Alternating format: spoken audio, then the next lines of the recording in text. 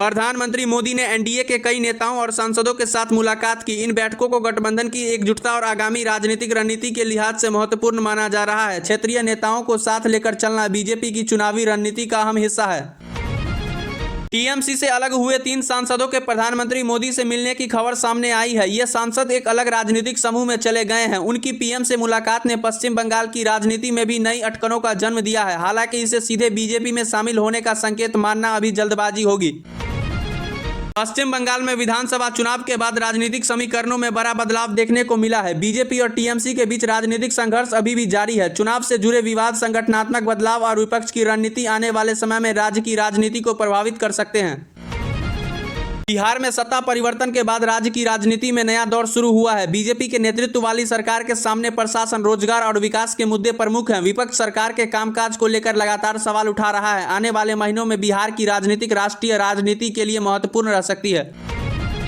बिहार के मुख्यमंत्री सम्राट चौधरी के नेतृत्व वाली सरकार को लेकर विपक्ष लगातार सरकार की नीतियों और कामकाज पर सवाल उठा रहा है। सरकार की ओर से विकास और प्रशासनिक कामों को प्राथमिकता देने की बात कही जा रही है। राज्य में बीजेपी सरकार के प्रदर्शन पर राजनीतिक बहस तेजी है।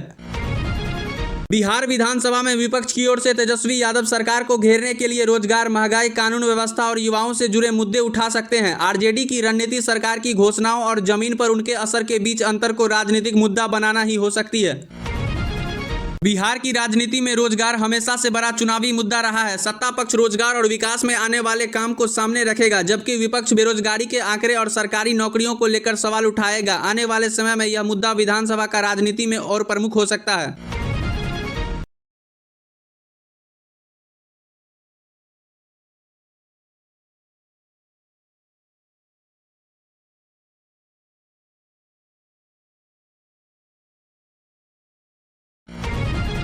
परीक्षाओं में अनुचित साधनों को रोकने से जुड़े कानून में संशोधन को लेकर संसद में चर्चा हुई। सरकार ने इसे परीक्षा व्यवस्था को अधिक मजबूत बनाने की दिशा में कदम बता रही है, जबकि विपक्ष ने छात्रों से जुड़े व्यापक सवाल उठाए हैं। इस कानून का उद्देश्य परीक्षा में धोखाधड़ी और अनियमितताओं पर कार्रवाई को मजबूत करना है।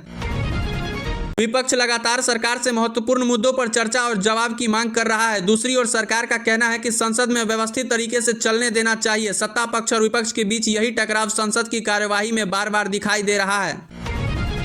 कर्नाटक से लेकर संसद तक बीजेपी और कांग्रेस के बीच आरोप प्रत्यारोप जारी है। बीजेपी कांग्रेस सरकारों पर भ्रष्टाचार और प्रशासनिक विफलता के आरोप लगा रही है, जबकि कांग्रेस केंद्रों की नीतियों और विपक्षी नेताओं पर कार्रवाई को लेकर बीजेपी को घेर रही है।